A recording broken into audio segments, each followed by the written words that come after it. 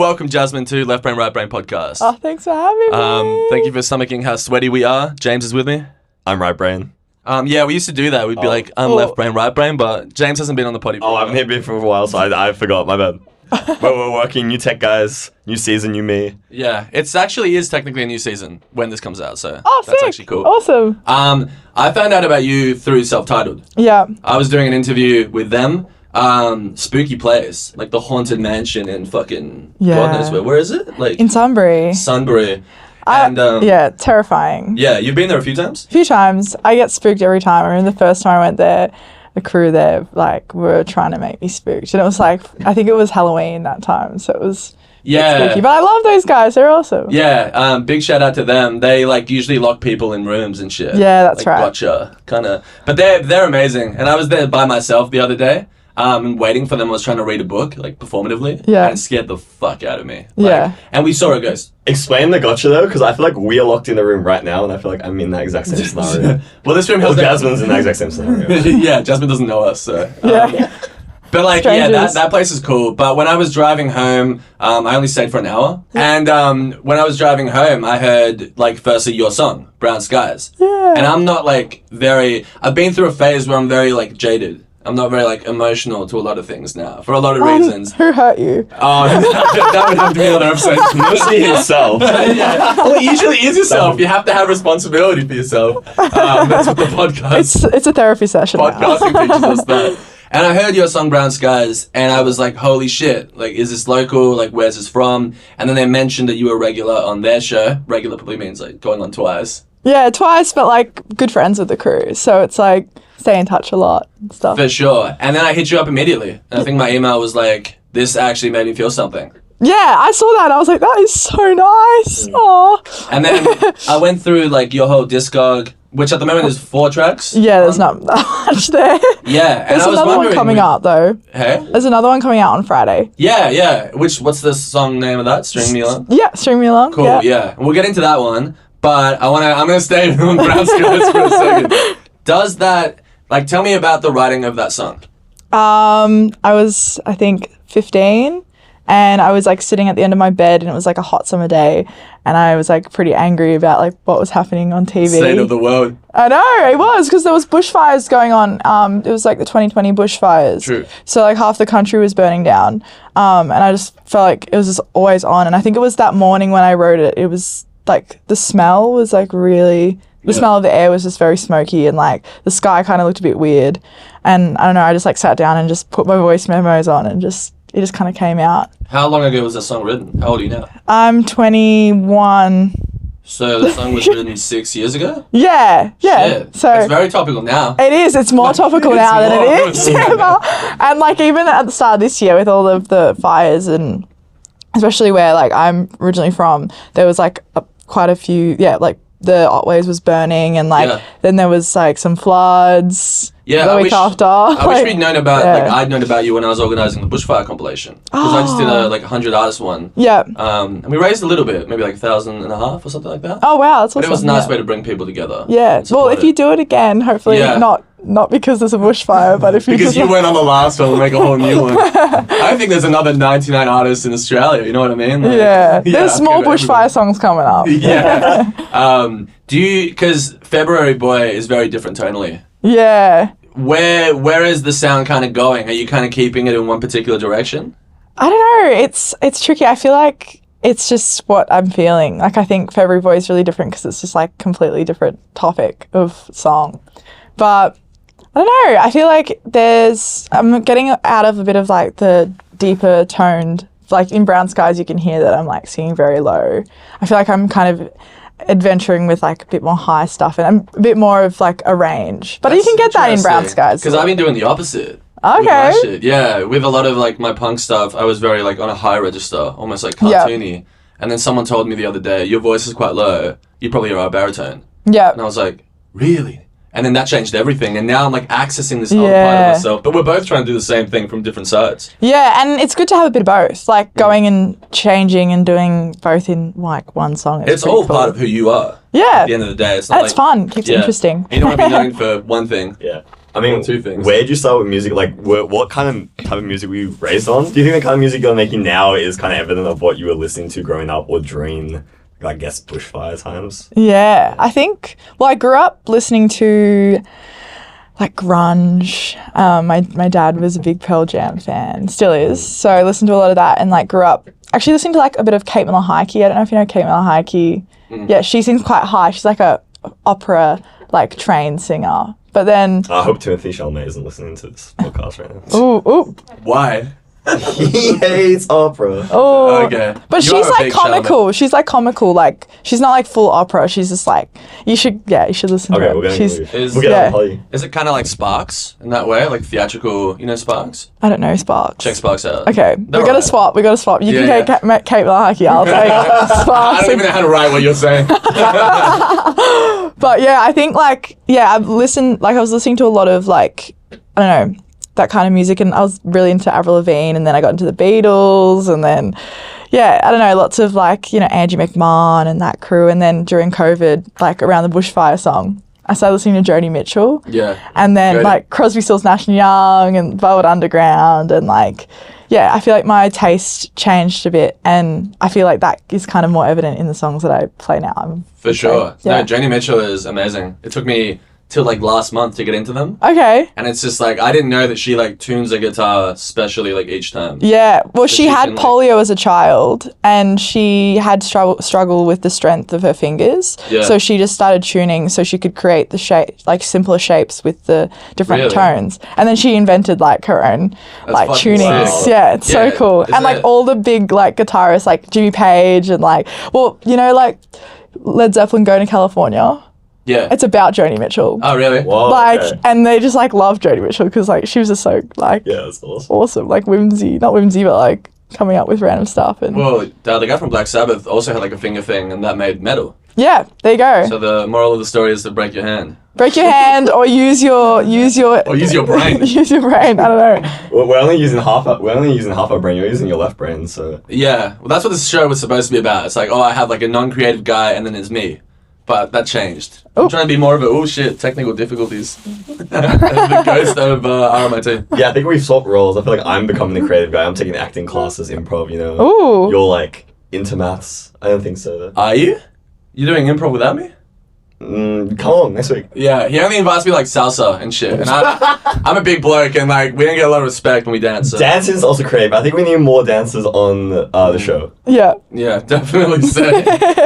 When I look at your releases, and because there's a lot of time between each of them, do you feel like because for me, right, like I'll write a song yesterday, Yeah. and I want to put it out yesterday, Yeah.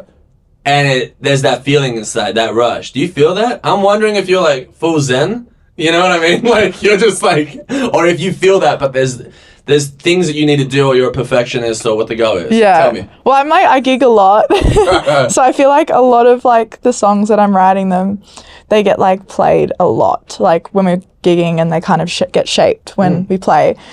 But I feel like the reasons why the releases are taking so long is because other outside like producers and other teams. Yeah. I don't do it myself, Yeah. unfortunately. But I don't know. I feel like having to be patient is like a bit frustrating. But I guess like it's gonna be for the better. I love it. You should see their expression. If we can animate your expression right now.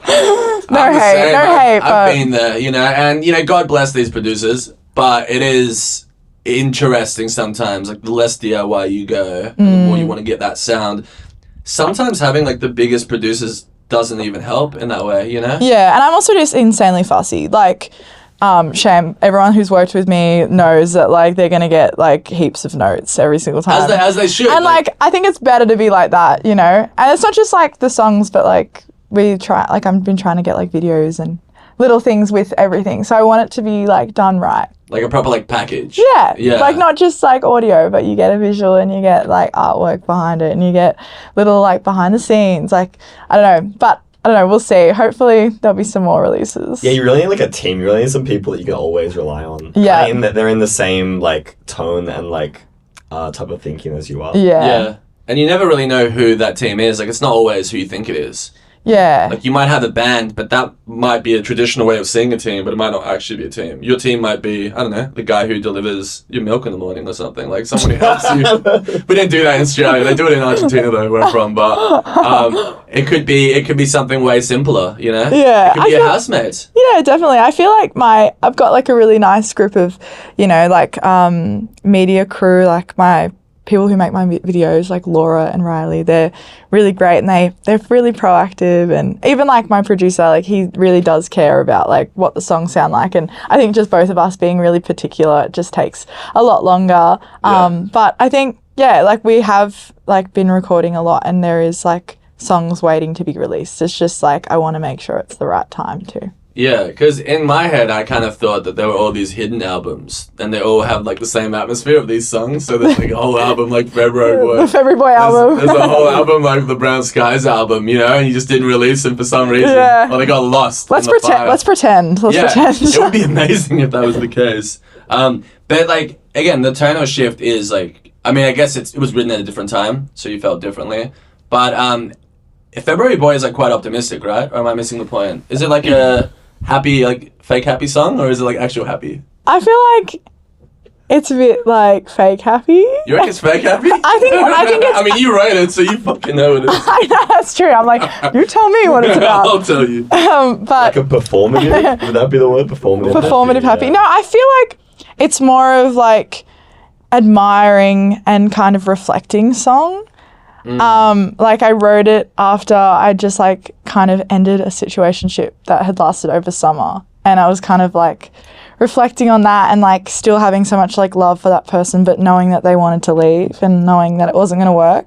Yeah. And that's kind of like the bittersweet with it, and I feel like that's kind of what it's like, that song. Does this February Boy, like, does he live in Melbourne? I'm not saying anything. He knows who he is. I fucking hope so. Moving away from that, so you interviewed Paul Kelly? Yeah, you done some research. I just went on Spotify. Oh. I'm modest with all things. How was that? Like, talk me through it. You just, like, met up with him. What did you ask him? Well, like, I was in high school. I think I was maybe in, like, year. It was just after I released my first song, Fake Friends. And I got home from school one day, and I got, like, a DM from, like, Behind the News, like, BTN. Oh, BTN. Yeah. BTN throwback. Yeah. BTN's, like, amazing. I love BTN. What's BTN? Behind the News, it's like a kid's like news. You can. Yeah, because like ABC3 back in the day, BTN after school. It was like 4 o'clock or something. Yeah. It would come on. Yeah, and it was just like episodes of like different kids. So they contacted you. Yeah, and Oh, I thought it was just like a scam. Like I thought it was just like fake. So I just like was like, oh yeah. And then I went on my emails. I got an email from them. My Facebook message. And I was like, okay, they've contacted me like 3 times. Okay, if it's Facebook, it's definitely BTN. So yeah, old school. yeah, old school. So I like end up jumping on a phone call with them the next day before class, and they were like, oh, we found you. Like we asked Triple J Unearthed if they could recommend like 5 top, like up and coming artists from Melbourne area, and then they chose me, and then they called me and were like, yeah, we want to have you like come in and talk for Oz Music Month just about what it's like to be a musician. And I was like, oh cool, that's awesome. They're like, you can't tell anyone though. And I was like, okay, sick. And then like I think it must be like a few weeks later or like a few days later, I can't remember, it was a long time ago, but they were like, oh yeah, we also want you to interview Paul Kelly. And like I wasn't really that like, I hadn't really been introduced to Paul Kelly's music before. So That's what I was wondering. I was like, you're a super fan, and I was like, it's my time. I Yeah. get to see Paul. I didn't grow up like, yeah, well, I'm a big fan now. I think he's so great. But yeah, at the time, like my parents, like my dad isn't from Australia, and my mum grew up with immigrant parents too. So like it wasn't like we were getting many, like they didn't grow up with Aussie like music really, and then they didn't really know, so they didn't really pass it on to me. But yeah, I like had a big stalk and had a big like listen and thought it was really cool. Spotify and then browse. Spotify browse, Wikipedia and they got binge. me to like learn a song, and they wanted me to play with him, and yeah, it was unreal like experience, What song was it? A song called Thought I Was Asleep. It's about like driving country roads and as a kid and like falling asleep in the back seat. Sure, sounds peaceful. Yeah, it's pretty cute. But yeah, it was so funny. They like flew in from Adelaide, the BTN crew, and they came to my house, and then they interviewed me and like got me to play some music, and then the next day we like drove to Bakehouse Studios, which is like love Bakehouse. Yeah, Bakehouse is awesome. If you're a musician, you'll definitely know Bakehouse. Yeah. But and then we filmed there with Paul for like quite a few hours, and it was great. We just got to play music to each other and play music together and talk, and it was just so great and such a great experience. About Gravy? I don't know if I did. I think his favourite song that he's ever written is Gravy. Because there's 2 of them, I think. Yeah, there's a new one. There's the new one. Yeah. He's decided to do a sequel. It's like Rita wrote a letter or something. Yeah, some shit like that. Yeah. That's good. But do you know about Paul Kelly? It's because nobody asked you. It's because BTN didn't ask you. if only you were a BTN kid. BTN could help the world with knowledge. I'm a BTN stan, okay? Yeah. No, that's pretty cool though. There's still like people I know that still show it at schools. Really? Like, yeah. It's like a historical document. It's like in NGV State Library. Like we would, like in year 7, they would play, they'd play BTN in class, and because they'll be talking about some current issue. So you're familiar with Jasmine's work then? 100%. Totally. So do you do more interviews, or was it just like you peaked with Paul Kelly, you're like done? After Paul Kelly, it was all downhill from there. Yeah, it usually is. I mean, you can interview us right now. We'll hand on the mic. We'll switch seats. I'll be like the middle brain. Middle brain. What you said before about having parents who weren't like either not from here or like I respond to that a lot. There's a lot of things that took me a long time to get into because like my parents weren't listening to Paul Kelly, listening to Argentinian music or whatever, or like Hispanic music. I mean, or like for me, it's like I'm Macedonian, so there's like Macedonian folk music. Yeah, and that's something that I think if I didn't grow up with, like they do like the or folklore, the folklore, yeah. It's That's awesome. cool. Is that the type of music in Argentina? What kind of instruments would you say? We have a thing called the bombo, but all that shit is like really traditional. Whereas like we've been doing like 70s prog, rock. You know what I mean? Or like classic rock for ages. Yeah. But anyway, it's not about me. It's not about Argentina today. It's never about Argentina. Actually. Always gonna wrap them a couple times an episode. And so, do you feel with the music that you make, because you were born here? Yeah, I was born here. Do you feel like you? This is a weird way to put it, but like you've integrated with Australia in some way? Like, do you feel like they've welcomed you, even though you were born here, but like musically, culturally, do you feel welcomed? Yeah, I feel like my favorite music is like, especially like Melbourne music. I love Aussie music, and I feel like my family as well, like my parents really love it now too. Like, just like I remember my dad saying to me, he's like, I remember interviewing him in, I think, high school and asking him, like, what's your favourite thing about Australia? And he's like, I love Triple J. But obviously it's changed now. Triple J's changed a bit. But like, has it changed? A little bit. But like since when he came in the 90s. But, yeah, of course. He's just like the Aussie like music scene, and yeah, it's pretty awesome. I would say like a lot of the influences that I have on my own music is Melbourne artists. So yeah. You're big on Courtney Barnett. Oh, I love Courtney Barnett. Yeah. I love Courtney Barnett. Did you meet her? I have not met Courtney Barnett. You went and saw her play though. I did. Yeah, I tried to get into that show. The Punters one? Uh-huh. Yeah. Yeah. Well, I was there like 3 hours before. Yeah, I got there an hour and a half before, and we ended up just like saying fuck this and going to the takeout place like across the road. Oh no. And I saw the guy from, do you know Good Morning? No. Check Good Morning out. Okay. Really cool. It's kind of like Australian American. I don't know how to explain it, but it's these 2 guys. And I saw the guy there, and I wanted to just fucking ask for like an autograph. But you don't do that in Australia anymore, right? Sign this. Yeah. But I saw him again on New Year's Eve, but I was walking along like almost the same road as well. I actually know in Brunswick where I live. And I saw him, or a guy that looked like him, and I went up to him and I was like, also starstruck. I was like, oh fuck. I was like, this time I'm gonna like approach him. It's like, and I don't usually get that way, but Good Morning is like a fundamental band for me, especially as I go into like folkier music and more chill music. Yeah. And I made the biggest fucking fool of myself. Like bad. What did you do? Well, I said to him, are you the guy from Good Morning? And he kind of hesitated. Ooh. But he just naturally hesitated. But I assumed that to mean, well, you're not. He's like, yeah, I am. And I'm like, oh, like you're taking the piss. He's like, no, I am the guy. And I was like, you're the guy? He's like, yeah. And he's like, and this guy next to me is the other guy. And I looked at the other guy, because there's 2. And he had long hair, and he was kind of scrappy. And I was like, this isn't the guy. I've seen this guy. And then, anyway, it was the guys. No, don't worry. I have been there as well. I met the developers of Hollow Knight. I don't know if you guys know, but like massive indie game, like won like Game of the Year awards. And the developers from Adelaide, and I remember like meeting the guy, and like, yeah, I kind of made the joke where like I low key like pretended that I didn't know who he was because I thought he'd be like more chill if I didn't know who he was. But then it was just awkward, and I was like, maybe I should have just been like a super fan from the start. So yeah, It's always, you just don't know what to do. Like, I had a kind of awkward interaction with Julie Jacqueline once. Like, Love Julie Jacqueline. I love her too, but I think I startled her. I tapped her on the shoulder, and then I think, she like turned around and was like, oh.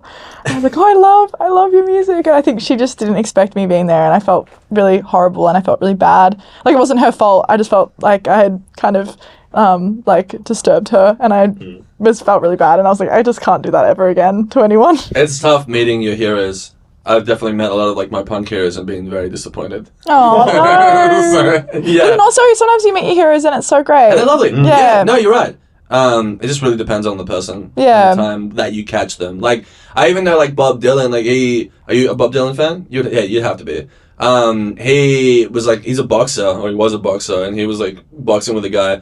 Like Sean Penn. Yeah. You know, and they were good mates up until Sean Penn, after like 10 sessions, was like, oh, I actually really love your work. And the moment that he said that, game over. He never, but that's Bob Bob Dylan never Dylan. fucking told him again. Yeah, but people are like that. Like, they don't want to be put on, even if you're like underground famous or But whatever the Sean fuck that Penn means. is like so like famous too. Like, I don't know. Lovely. Yeah, I was like, I met Graham Nash once, from Crosby, Stills, Nash. Oh, you met Young. the guy. Yeah, I fangirled real hard, and I don't regret it. How did you meet him? I was playing at Port Fairy Folk Festival, like not this year, but the 2 years ago, last time I was there, and he was playing, and I kind of like manifested it. I was like, oh, when I see Graham, and I was like, nah, I'm not gonna see Graham, and I was like waiting outside to go to the toilet, and he came out, and it was just meant to be, I guess. What did you say to him? I was like, oh my god, Graham! Had he washed his hands yet? No. He didn't. I swear to God. I swear to God. But yeah, like, he was so lovely. I felt like, it's now or never, because he's 80, not like he's 84, and I don't know when he's coming back to Australia. So I was I didn't like, know he was still alive. you want to see a photo? Yeah, sure. Yeah, he's so great. He was so lovely. He's like, hi, I'm Graham. And he like shook my hand. I was like, Which he hadn't washed. Yeah, which he hadn't washed. Sorry, I'm just like a very cleanly guy, No, it was a porta toilet, like a porta Oh yeah, loo. they totally have like stuff in there. See, you never meet your heroes. You'll be disappointed unless they're outside a porta potty. Yeah. Then it's meant to be. Like, look at that photo. Oh wow, that's actually a Oh, great it's photo. lovely. Like, look at his teeth. Like, he's living his best life. It's a beautiful What a boy. cutie. He's got like full like lovely aura and just like lovely guy. Like, he was just so nice, and I was like, oh, I love Deja Vu, and he's like, that was a good time, wasn't it? And I was like, Reminiscing. and I was like, yeah, well, like, it was my grandpa's favorite album, and then it was my dad's favorite album, and that was my favorite album. Like, They're the ones that did Cut Your Hair, right? yeah. And self-titled crew always play Crosby, Stills, Nash Really? Young. They No love it. shit. They love it. Yeah, but he also loves- because I'm a Joni Mitchell fan, I was like, I have to know. I've just met the guy that's inspired Blue, so like, this is kind of insane. Yeah. That's cool. Also, yeah, not to go back into self-titled, but they did make me play the Beatles Rock Band the other day on air, Oh, which I didn't think was like a thing you could do on air. Yeah. It doesn't sound good to anyone who's listening, just like tapping away at Rock Band and not speaking like on air. But yeah, they love Beatles too. That's what I'm saying. Wait, you were playing the game Rock The game Rock Band. oh, I was like, I don't understand. on like a monitor system that they have, like on the CCTV thing. They, Yeah. like, switched it to Rock Band the Beatles, and then we did like I Am the Walrus and shit like Yeah. that. And they're really into that. He's really into that kind of that era of music. Is that the only way that you can like play the Beatles without getting in trouble by copyright? Is if you play it through a licensed fucking video right. game? I mean, that's not how radio works, but I kind of see where you were going with that, but I think you're thinking of something else. It's like, yeah. Well, okay.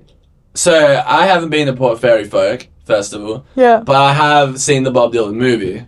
So I kind of know how these things work. So like, how can you describe to me, as somebody who's getting into folk now at a late age, Yeah. of 29, what is Are the you Port Fa- 29? Yeah, do I look Wow, younger? You look younger. Thank fuck, I turned 30 in a week. Whoa. It's killing me. But we're not going to go into my therapy session yet. Wait, so- are you still at uni?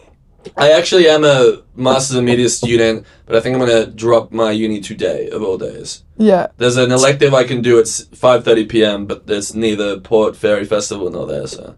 Okay. Why are we talking about my age, man? Well, you brought it up. I always bring it up, but it's just the, you have to ignore It's how it. you cope with the trauma. Yeah, exactly. The trauma of getting older.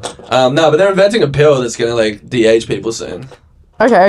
You don't have to be concerned with that shit. We're interviewing that guy. I want to Yeah, hear. yeah. I want to hear about the effects of that when you do take it. Oh, the effects of being younger? Yeah, Well, like I that could be pill. 40 now and I'm turning 30 again, you know what I mean? Like, I could have been an older guy. That's Yeah. why I look so young.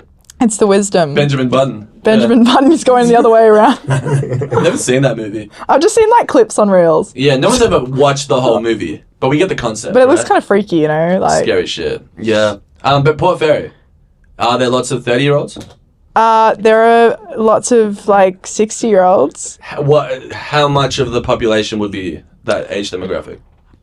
Most. That's why I love it. I absolutely love Port Fairy Folk Festival because I feel like I just get it. So Like that's why my punk band never got to play there, right? I'd be like, what the fuck are you doing? I feel like they do take like a lot of different music stuff, but I remember when I first went to the Port Fairy Folk Festival, when I met Graham, I remember sitting and watching Judy Collins. I don't know if you guys are familiar with Judy Collins. She's like one of your like classic like Laurel Canyon. Like she covered Both Sides Now before it came out by Joni Mitchell. True. Yeah. And I remember watching her and I was just crying. Like I was by myself and I was just crying the whole time, and like the show finished and this like lady came up to me. And I reckon she would have been like in her 70s. He's using my leg as an armrest. Sorry to interrupt your emotional fucking story. Get away from me, man. Not there's anything wrong with that, but just ask me. Sorry, go on. So casual about it too. Like, what if I just fucking put my elbow in your Dude, head? you ruined this party again. This is why he never has me on, because I get too comfortable with this. Because you're in bed 10 minutes before the show. Where were you? I was sitting crying. But yeah, this lady came up to me and she's like, I reckon she's probably in her 70s, and she was like, oh my gosh, like I was just watching you, like being so moved by that. Like it gives me so much hope for your generation. And like, Wow. and she's like, wow, it was just like so insane just to see how much you were enjoying that. And I was like, as I was talking, like as she was saying that, I'm just like wiping the tears from my eyes. Holy like, shit. And I was like, I just feel like it's like my people there. Like it's so strange to say, but I think because I love all that. Well, music is older ageless music. as well, so... Yeah, and I also like, I don't know, I really feel like I connect with that demographic. Like, Yeah. I feel like we have the same like music taste, and yeah, I did like a photography course in my gap year, and like everyone in that course was like above like 50, like between like 50 and like 70, and I just like loved it. Like I just feel like I can connect really well with that, and like that's why I love Port Fairy. Sorry, that was like a really weird way to answer that question, but Do you think, like, everyone at Port Fairy thinks that folk music is going to die with Gen Z? Like, was that the vibe that you got? I think the first time when I was there, it seemed like they were scared about, Gen Z. But I think, I don't know, like, I'd go to a cafe and, like, meet some crew. Like, they're just so, like, I think the people that go to Port Fairy are just, like, really into it, and they just love music, and they just love, like, being around other people. Mm-hmm. And I think that they, like, they go there, like, straight away as doors open, they lock up their camper chairs with their bike locks, like, against the fence so they can get the best spot. Like, they're really into it. And they just, like, embrace it, and they go and sit with their programs, and they circle who they want to see, and they actually read, and they listen to everyone, and they're just so, like, into it. And I think that with, like, that age demographic, like, I think because that festival runs, but, like, those people kind of run that festival, and a lot of people, like, of that age go to that festival, it like makes it, I think that I might be worried about like if it's going to keep running. Like I don't know, I'm not sure. I haven't had much like Blues Fest. Didn't you hear about that? It got cancelled, but they Yeah, couldn't yeah, refund how it went out? everyone. I don't think so. Yeah, I don't really know. I didn't get a chance to read about it. Yeah, do you want to know about it? Sure, go for it. So the guy, okay, this is all based off of what my housemate Hamish tells me. So if anything Go, I say Hamish. is wrong, don't sue me. Sue him. Don't Sue get find my Hamish. keys this morning, so maybe I'll bleep him out, spare him. Anyway, someone told, someone, and now I'm relaying this information, that, the guy basically was, like, in debt, and he just, like, canned all of it, and I think his company went bankrupt so that no one's getting refunds for Yeah. that until like whatever the collection agency comes in. Some That's shit like crazy. that. And Guy spent $65K on t-shirts for merch that now he can never fucking use. Yeah. So crazy shit. Yeah, because I didn't know about Port Fairy till recently. Probably since I saw you like posting about it. Yeah. Port Fairy's not like that. Port Fairy is so wholesome. Yeah, like, yeah, it doesn't sound they like are that. so great. Like everyone that I interacted with at Port Fairy when like last week when we were there was just like the loveliest. Like so nice. Like you feel like you're at home when you're there. Everything's accommodated for. Like it's so lovely. Well, I feel like you're like an old soul as well through like the stuff that you like, I guess, make, and even just like folk as well. Like I think folk is a bit like punk in essence. Obviously, it's not really a sound, and folk is almost, for me, it's almost getting to that stage too now in my life where it's not a sound, it's a vibe, it's an atmosphere. It's like a feeling. I think It's a feeling, yeah.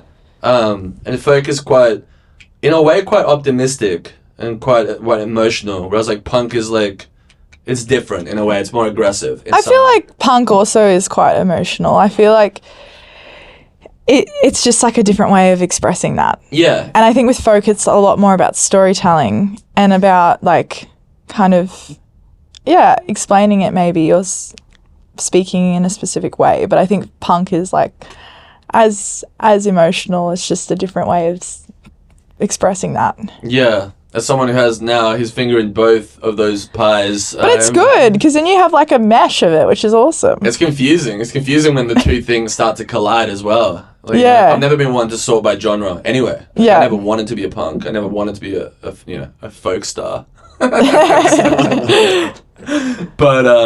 But yeah, so when you play live, because I still haven't seen you play, do you have different types of sets for different places that you play? Like just by yourself and then, like a bongo player and then with the band? Like what's the go? Well, at the moment, there's three of us. So I've got my drummer, Carly, and then my bass player, Jake. Is their birthday today? Carly's birthday's today! Happy birthday, Carly. Carly's 22 today. But yeah, she's great. She's she's her own artist as well, but she also drums for a band called Cool Dad. I don't know if you've heard of Cool Dad. Yeah, I do. Yeah, they've been I think they were on the Bushfire compilation. I don't think I've ever met them, but my band and their band, I think, are friends. Yeah, okay, cool. Well, rare. next time I'll introduce you guys in person and you can get into We've it. never actually, maybe I have met them, I don't know, but I think it's one of those bands that you have like an online relationship with. Yeah, love those. And then Jake's he kind of works with lots of different people. He's been working with Roy Darby and Fucking love that man. Great guy. I fucking love that man. Every So time I good. go to Sunbury again, like he's there. Yeah. He's yeah. He's an old soul as well. Man. Like Yeah, he's amazing. I've seen him like first time I met him at one of our shows at Curtin. Yeah. And he was I was in a suit. I think he was in a suit. He's always in a suit. Is he in a suit? He is that guy. What's that guy's name? There's a lot of guys on the channels, but Roy Orbison. Like he's Roy Orbison. Like and like Buddy Holly kind of. yes, well. Buddy Holly. He But does look like Buddy Holly. He can bust a move. Yeah. Like he can do the splits. I've seen that guy do like a triple backflip. Like I fucking know. Yeah. You'd be so shocked. And he has perfect pitch as well. Like Jake's been telling me all about it. They've been doing some recording stuff and it's insane. Like he's been showing me some demos and I'm like, whoa. He's great. I need to get Roy on the show actually. Yeah, get him on. I just realized. Get Jake on too. Get them all. Get Carly, get Cool Dad. Get all that crew. For sure. Damn, what did I even ask you to start talking about Roy Darby? I don't remember specifically asking about Roy Darby. About the band? The band? About yeah, the sound? setup. Yeah, so there's three of us at the moment. And then I play electric guitar and acoustic guitar.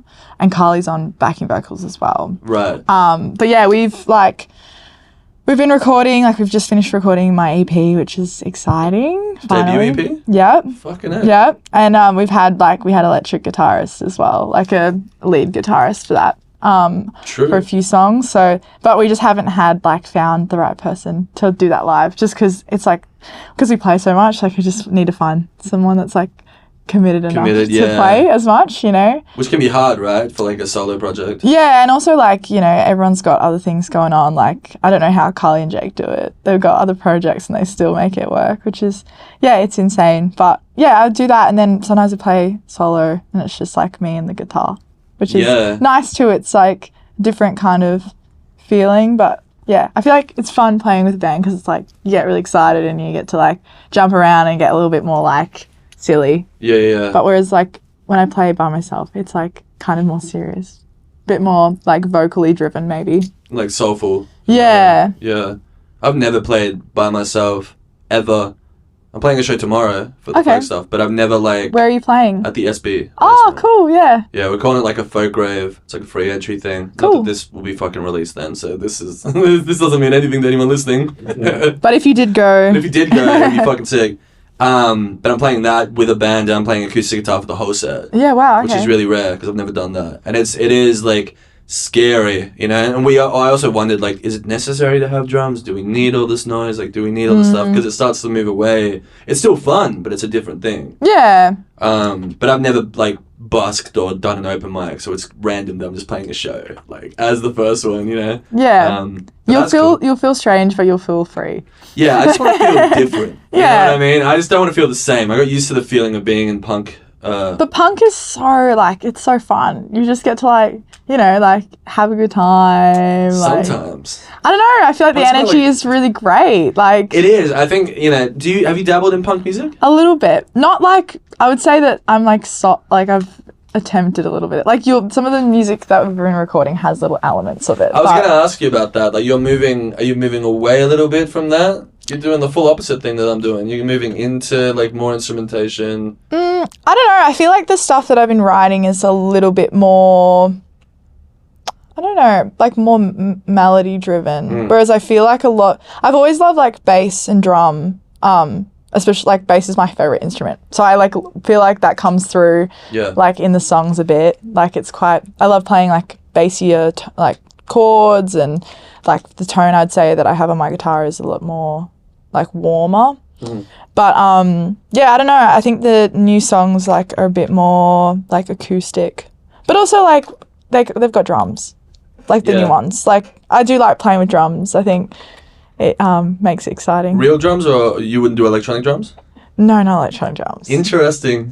See, I fuck with electronic, but I feel like maybe like down the track. Like I know Yeah. Courtney Barnett did it for her last album, and it sounded pretty good. the one that has that come out? No, Not the new one. The one. like the meditative one. The one that's called Things Take Time, Take Time. Oh, okay, true. That's not No, the one not where- not the other one. the blue smock one. I don't know what that was about. It was from the film. I didn't watch the movie. Yeah. Is it good? The film's good, yeah. What do they do in the movie? It's just like her coming off like Tell Me How You Really Feel like album tour. Oh, true. And writing Okay, cool. the next album. But yeah. No shit. I feel like the soundtracks I haven't listened really much to the album, but Yeah. Which film is this, by the way? it's like the Courtney Barnett I don't know what's called, the Courtney Barnett film. But it's like it's like a documentary. But I love the cover of that artwork, that album. I think it's awesome with the smocks. Yeah, why is she on a mountain with blue smocks? I don't know, maybe it's like raining or something. I don't know. Where the fuck is that mountain? Why I are there feel so many like people with her? next time I'll do some more research and we can answer that question properly. Yeah. I mean, I wish I'd seen her. So Yeah, we'll get you as a Jasmine. We'll get you as a guest host. Oh, guest And you can co-host. you can. Hell interview- yeah! Yeah, Wait, when you actually- get Courtney Barnett, can you tell me? 100%. We're so down. I have been trying to get her for a while. It's interesting the lore because I'm a big Courtney Barnett fan. Like, Hell yeah. huge. And when I was Got good taste. yeah, when I was in the Netherlands, like her music was the only thing that would make me feel like I wasn't homesick Yeah. for a bit until I ended up loving the Netherlands and hating, Australia. Hating is really hard. But But he had the opposite way. yeah, but during that time beforehand, it was Courtney Barnett. It was just like calling me back to a simpler time. Especially like she branded Preston, Yep. You know? De-preston. De-preston, which is valid. Honestly, it should have been Coburg should have had that title, but it doesn't have the same ring. Well, apparently, this is the lore behind the song, apparently. Could be incorrect. Sorry, guys. Sorry, Yeah. Courtney. But apparently she was house hunting and she got home and like wrote the song. And then she played it, I think, to Jen. And Jen was like, we weren't looking in Preston, we were looking in Coburg or something like that. Like it wasn't even Preston that it was about. Oh, so it was Coburg. Yeah, I think it was. Oh, because Coburg's fucking depressing as fuck, and it just contaminates everything and anyone who goes into it. There's an interview somewhere about it, but it wasn't Preston. Like, I fucking hate maybe Coburg. it was Reservoir or something. It was some other, like, it wasn't Preston. I actually like Preston a lot. I have bandmates who live there. I also really, I live in Brunswick, Fitzroy and stuff, but I got too many ups in Coburg. Yeah. Coburg's just like a red hot zone. As soon as you pass what Franco Cozzo becomes... Actually, yeah. Exactly at that point, it turns into the fucking Wild West. You gotta be very, very careful. You The gotta watch Wild it. North. In the north. Yeah. Fuck that place. There's nothing good there. There's no good pizza. There's no good there is good pizza. I feel like... Good kebabs, I guess. Yeah, great kebabs. Really but I had good some, kebabs. I had Like some that friends outdoor that lived kebab. down there. You know the outdoor kebab place? The one out that's like from the truck? Yeah. Yeah. There's like the dude that looks like Colonel Sanders, but he's like the kebab version. And he's in the thing. Like it's his photo outside of the thing. Okay. Well, next time I go, I'll think about it. Yeah, I tried to meet him, but he didn't want to. I mean, you're just making me hungry at this point. So. Nah, Yeah. I'm eating healthy now and shit. My folk lifestyle requires. Since you're almost 30. Yeah, Time to get real. Tell anyone anything. Yeah, is getting into like folk music going to be the next like quarter life crisis? Like, I feel like- I think so. Yeah. I feel like folk music, as soon as you get into folk music, you start feeling stuff. Like, I feel like you can't like folk music and not be feeling things, you know what I mean? Yeah, Or be ready to feel things. yeah. A lot of people aren't. Yeah. And that's I love feeling things. I like it sometimes. and now the therapy session. Now it begins. Well, okay, finally, because I know you have a class on. What do you study here? Like, in like an hour and a half. What do you actually do at RMIT? Why are we here? I'm studying a Bachelor of Arts. I'm majoring in music industry. Yeah, but I'm so you're gonna take over the world. Well, the industry needs help, so maybe you can help it. Maybe. Yes, it'll take a lot of helping, I think. I don't know. It's kind of crazy. Like you do the. I do love my degree. I think it's great, and I'm almost done. Like this is my last year, and it is kind of scary thinking about that. But it does. Doing this degree does make me think and made me realize that there's not much like money in this industry, and like there is a lot of things that are kind of not that great about the industry, but also like it's a good thing to think about and try and be better. Yeah, trying to like save the industry is a difficult job for a person or a band to do. I think there's things we can do in our communities to make them better. Yeah. Make areas and spaces that we have more. Is smiley a word? Positive? Yeah.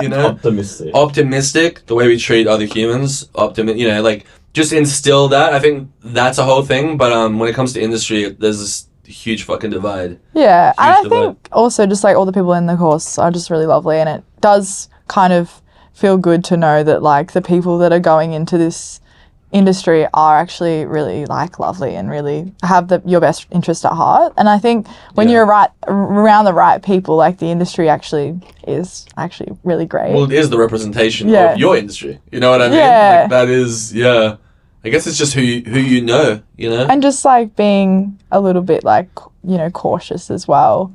I don't know. I feel like most of the experiences that I've had like playing music and like working in this industry has been really great. And just, like the people, I think that's what makes it. Like you do it because you love it, and you do it because you want to be in that space. You don't do it because you want to have money, or you don't do it because you want to have success. Like it's kind of... Yeah. I think there was a time, maybe, at least I felt it, maybe I was naive, but in 2019, I felt like you could make money from music, pre-COVID. Yeah. I saw bands doing it. It was a particular scene, like the unified scene, more of a heavy kind of scene, but I saw bands making money. And kind of being like digital nomads before the term digital nomads was invented or turned into a fucking buzzword. But now I think post-COVID there's definitely been like that depressive aspect of like, okay, I'm doing my art, but people might like it, but I'm not going to get paid. Yeah. You know what I mean? Which is a bummer. But there's some really good things like grants and like things that, like Music Victoria is doing, and like I think people really do care about music, and especially after COVID, like there was definitely a need for live music, and I think people are a bit cautious since COVID about going out and buying tickets for things, and a bit scared about what's going to happen because they know it can change in like a blink. Yeah, I mean, the attitude just changed. Like, sometimes you see like places like Old Plates and stuff in Fitzroy like popping off, and people just like crowding in the street to watch a band. Yeah. It's not that common. There are bands, I guess mine included, but I haven't played since fucking like a big show since September. But like, you know, examples where I thought, oh fuck, you know, nature is healing. You know, like seeing like 300 people and be like, fucking oath. But that's just my microcosm. You know, it doesn't. Maybe it changes someone's kind of world, but at the end of the day, like, it takes a lot of work to organize like those scale shows as an independent artist as well. But yeah, I also think as well, like, back to what you were saying about like how many people coming to the shows. Like, sometimes it's like nice to be like have like smaller groups or like smaller little things. It does feel like humbling, but also like you are able to like adjust your like sound, but or like show to how many people are in the room. And it's kind of nice to be able to, like, one of my favorite venues is like Merry Creek Tavern. I don't know if you guys have been there. Yeah, my bass player used to live like right in front of it, but I've never been inside. You should go, and if you're gonna do a folk there. Like, you do it there because it's quite small. It's, I think, capacity is like 70 or something, not even.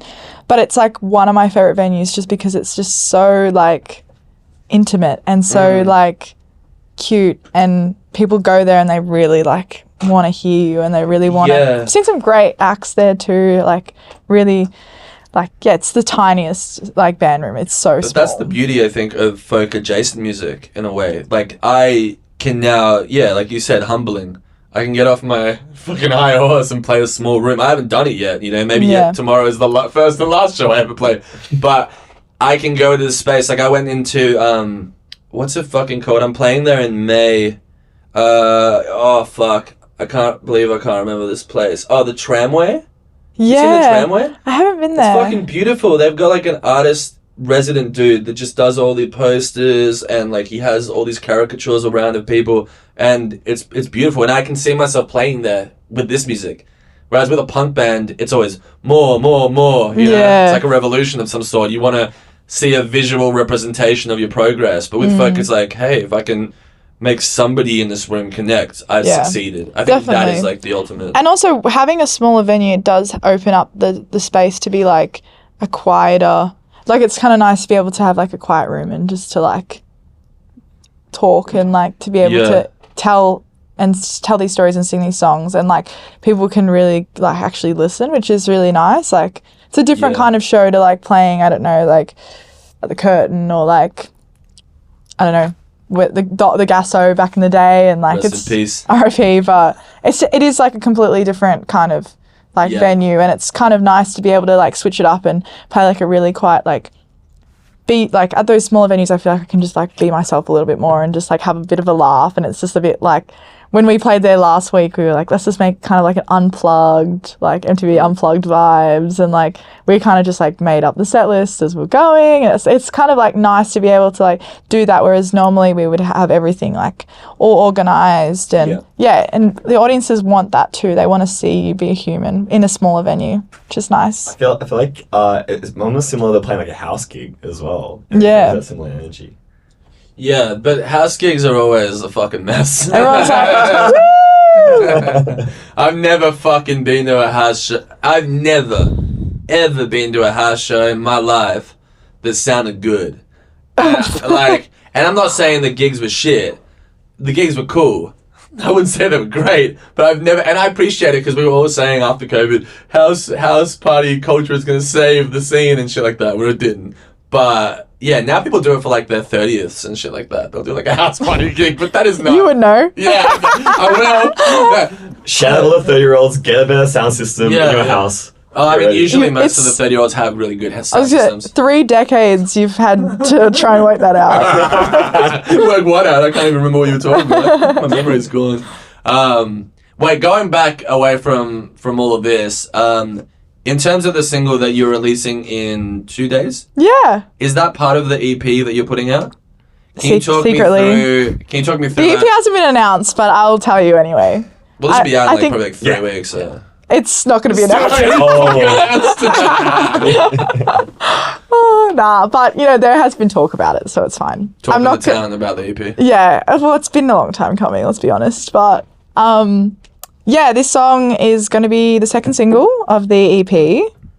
And yeah, it's like the more moody emo sister to February Boy. They were written around the same time, about the same person. True. Yeah, it's like was one of my favorite songs to write. I felt like it was yeah, some of my favorite lyrics are in that song, and yeah, I'm excited. We recorded it 2 years ago, and Can you share one of your favorite lyrics from it? yep. Okay. In the second verse, there's a line. It's. I'll just say it. They say love isn't an interview, then why am I asking all the questions? They say I shouldn't be confused, then why am I questioning every connection? You don't want me now, maybe later, kiss that goodbye, it's now or never. And I just think it's, yeah. Damn, yeah. Say it like it is. Damn, that is very middle brain. That's crazy. Yeah. Also, I appreciate the interview part, you know? Given that that's what it feels very fitting. As soon as I said it, I was like, oh, we're in it. And so the rest of the EP, how many songs are there? Can you talk about this? I don't have a publicist or anything, so like... None of us do. Why are we all acting like we have all these things? Like, no one's gonna hold me back. Yeah. Or tell me. Just discuss what you want to discuss. I'm genuinely, because I'm new to your music and because I've only heard those 4 songs over a period of like how many years, right? Yeah. I'm genuinely curious, like, what is this like package of work gonna be? Yeah. So it's gonna be the 2 February Boy Stream Me Along, and then I'm not gonna name the other ones, but if you come watch, you'll know because I play them all the time. But yeah, there's 6 songs. They're all got drums, they've all got bass, they've all got lead guitar, backing vocals. What else? They're kind of like, yeah, they're all kind of set around like what I've kind of, a time period of when I was like 18 to about 20. And kind of just like navigating like what's going on, and I don't even know. What is going on? I feel like I've had these songs for a long time, and it's I don't know. I feel like I don't even know how I don't want to spoil too much because I feel like I've been trying to keep it a secret. But it is cool that you have songs from say 3 years ago, you know, or 4 years ago, like that you wrote them in that time period, right? Are they about that time period, or did you write them? I wrote them in the time period. So like one of the songs that's going to be released is in the middle is going to be, it's like a demo. And I actually wrote that one during COVID. But it's a demo because I ended up getting it. This is actually tea. Not many people know about this. This is what I'm drinking.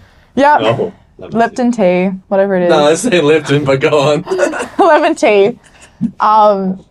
Yeah, we went to record it when I was in high school, and paid all this money for it, and then the engineer like never sent me the stems and like ghosted me pretty much. Whoa. And I'm still kind of like don't know what to do about that, but I did get a bounce of that song like just after, because I had to make a video for it for an assignment. So I pretty much was like, I've just wasted all this money in a fancy studio in Melbourne with a fancy engineer. And so I'm going to be releasing that as a demo, just to kind of be like, well, I don't want to waste it, you know? Yeah, and also just like a fuck you know? Yeah, like, yeah, where's my fucking definitely. money? So Like, that's like something that feels a bit like, it's like a bit sad, but it's also like, I think it would be nice to just have it out and just like kind of move on as well. And I feel like it was a big learning thing for me, especially being like under 18 when that all happened, and like it's kind of a bit Fuck dog, that person. but still haven't, you know, heard back from them, but I guess they're lost, so or my loss as well, but it is interesting, that kind of money as well, like for producing and stuff, like it's crazy. We had a tour manager once, I won't name them, but who like ran away with like 4K of, like the tour money and stuff, and it's crazy, like it's a lot of money for musicians to just be losing, especially when you've like, you know, when I was paying for those recordings, like didn't have a job, I was still in high school, like underage, like had organised, like I live 2 hours from Melbourne, like now I've just moved, but at the time like we spent 2 days driving up and back and like Yeah. full days there and like to not really and pay all that money and not really get anything back, and other people being attached to it too. Like I had, you know, paid like my drummer, my bass player, my lead guitarist, and a violinist, and like you know, and the violin too. yeah. Oh, there's gonna be a violin on one of the songs too. Yeah. Oh. I love violin. Not to take away from this like ratchet person, but like Violin's so sweet and so like it is so amazing, and it just hints at like, even if you don't have an orchestra, it just hints at that. And Yeah. it feels full. Like we just got a guy in who I did pay. Well, actually, I paid for his meal, whatever. But, that's still payment. That's still payment. But he basically did violin on a bunch of tracks, like improv. Yeah. And it makes the whole fucking thing. It's the most beautiful fucking instrument. Adds such a nice texture too. It like, does, yeah. Especially if it's like not really like the song that we have Ada on. She actually, the reason why I got her to jump on that track, it's actually not the demo one. It's the last track on the EP. True. She used to play with me in my first band in high school when I like first wrote that song, and I felt like I'd been playing it for a long time, and I felt just before the studio I was like, there's something missing, and then I like somehow could hear it in my head, and I was like, I need to get Ada in. So having her, like, she hadn't played since our band in high school, and she came in and she just like, it was just so nice to see her playing again. That's and cool. It was just so right to have her there because she was a part of it at the start. So Yeah, it's interesting, the people. I mean, I guess that was when you were like 17, 18? yeah, like 18, Can't keep 19. track of the yeah, I know, timeline. sorry. This But like, yeah, I mean, there's a guy that I know, Flynn, actually, who's like the most loyal, I guess, band mate that I've ever had. And it's interesting how these people kind of like, some people, not all people, some people stay along as like spiritual kind of like advisors throughout your music career. And that might be one of yours. Oh, with Ada, like we've like been best friends since year 7, and like wow. so we kind of like played in a band, and then she's like now doing medicine or something like that. Crazy, Shit. very smart. And yeah, we like have just been friends, and we just stopped playing music together. And I think that's like not really something. I don't know if that's something that she wants to do, but like I don't think she wants to play violin in bands every weekend. But it's nice to be able to like. We just like hang out, and we're just like really good friends. And I was just like, oh, do you still like want to do that? Do you want to just jump on for that? And she's like, oh yeah. We're losing too many musicians to medicine. That's all I'm saying. Screw it, Dan. Let's make music together. I think we've been friends for 6 years, and we have never made a track. As a 29-year-old who's been through a lot, I'd say, fuck no.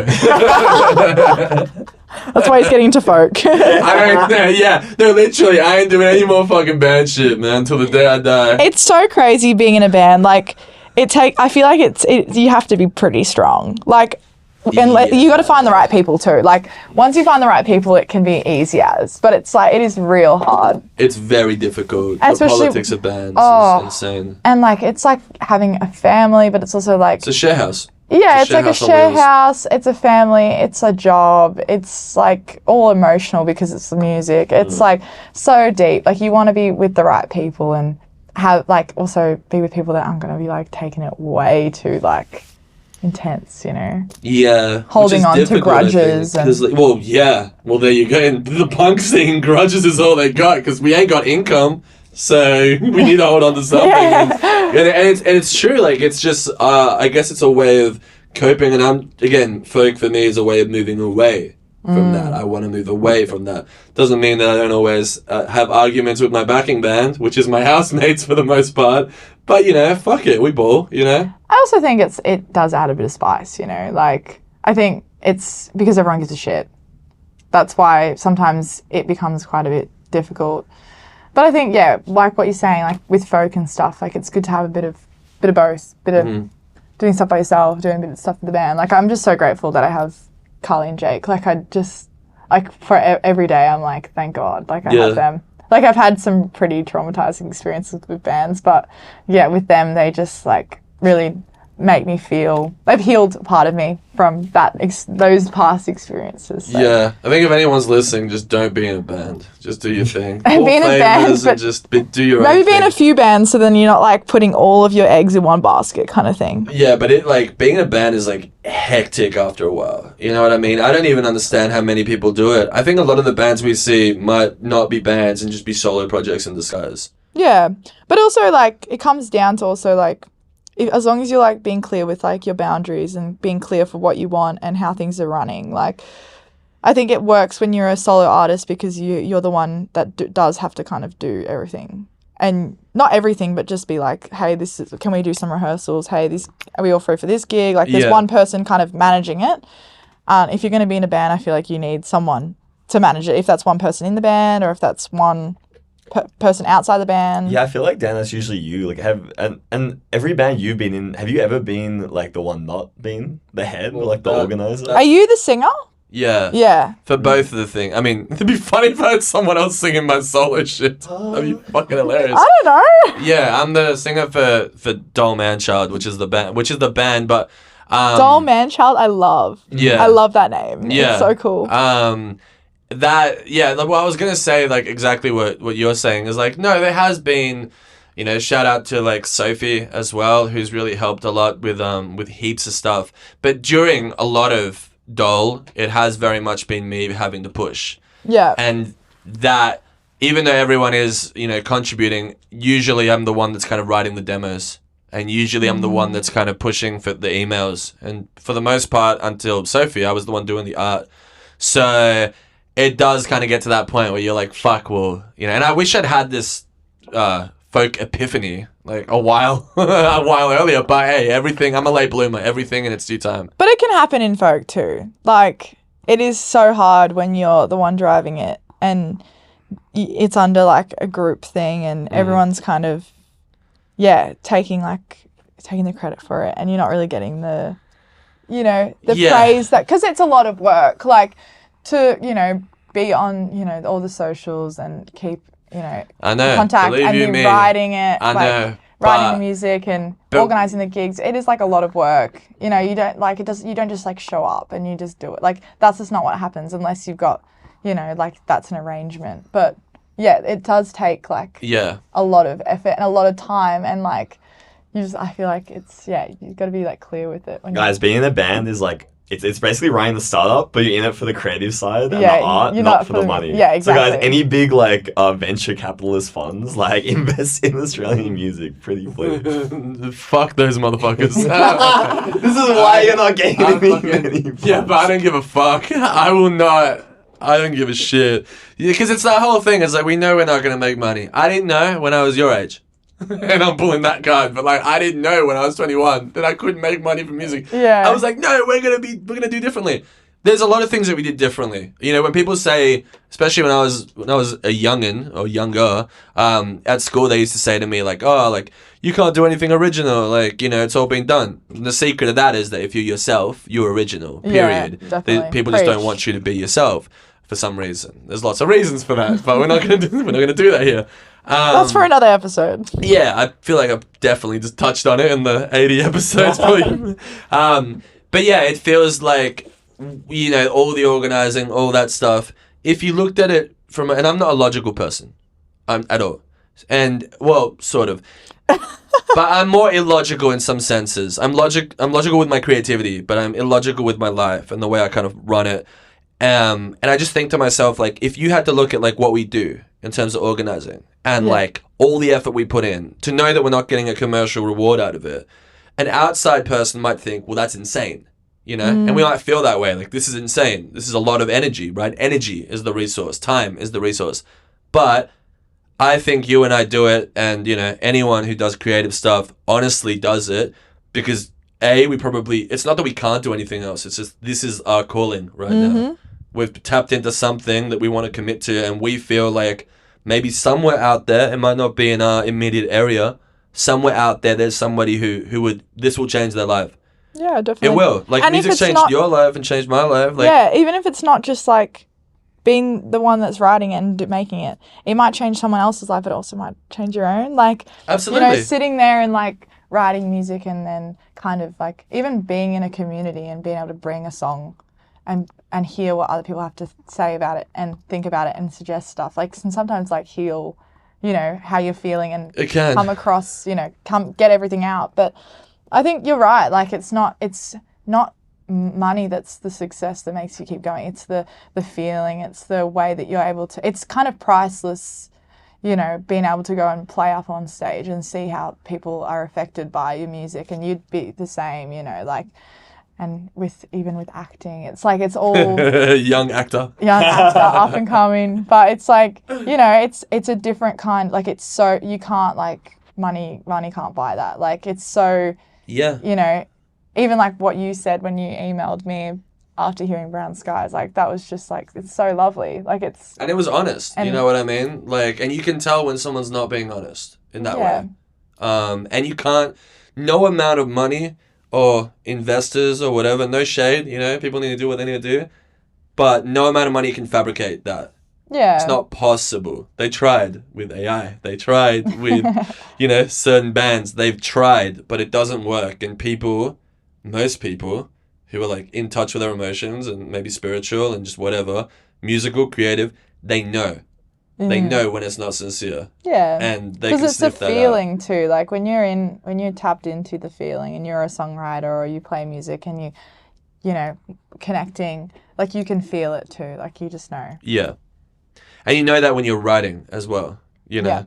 And it's interesting, I was thinking about like just, we talked about like, you know, being on stage and audiences and stuff like that, whether it's like 5 people or, you know, 1 million people. But being by yourself, like I have realized that like, and a lot of people like struggle being alone with their thoughts and just sitting still. And I realized that music is such an intense and also beautiful form of therapy, like real therapy, because you are alone with yourself when you're writing these songs sometimes, especially if you're doing folk. At least what I've experienced is I write them all by myself. Me too. And you spend that time just sitting there.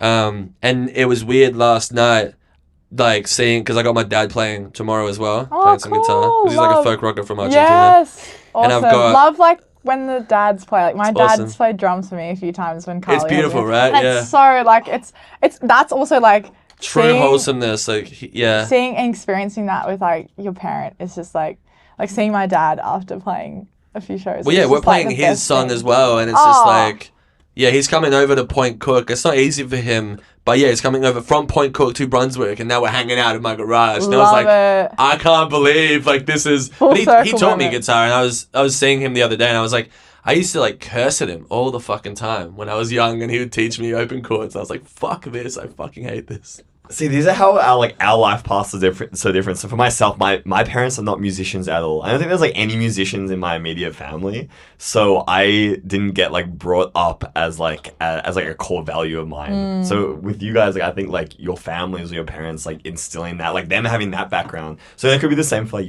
if you guys have kids, that they might come into like a generation that maybe there is more money available, there's more opportunities. I think I like to think optimistic about that. I mean, it's easy to be optimistic about that. I guess. I mean, I don't know. I wouldn't even go that far. I just think that, like, yeah, I don't even think, like, a lot of artists are going to be in a position to fucking have children, to be honest with you. Like, to be completely fucking frank. Like, that's a beautiful statement, and I appreciate sincerity in the way you say that. But, you know, I wish your parents had taught you music, so you wouldn't say dumb shit like that. And yeah, I mean, I think that was fair. Okay, defend him. Guys, stop making babies. That's what I'm saying. That's my call to action. But you know, we all should be making babies because, and I don't really want to, you know. I want to leave the room. I just think, we need more creative people. But just because you're a creative parent doesn't mean your kids are going to go into a creative thing. They could go into medicine. But go the other way as well. Like sometimes it's like skips a generation or. I don't know. My dad picked up drums like when I started doing guitar. So like my dad didn't play music and my mum didn't either. But I think it's like the love for it. Yeah, get your dad behind a kit. Yeah, I'll do it. It's like in Step Brothers. Yeah, buy him a drum kit. I love it actually. Yeah, but anyway, all right, we've talked enough shit. Thank you for coming on. Oh, thanks for having me. You guys are awesome. Before we wrap up, yep. I ask everyone this question, which I never ask it the same way, which is really interesting. But it's like, what is a piece of advice you'd give to someone even younger than yourself? And that's how I'm phrasing it for you. Oh, God.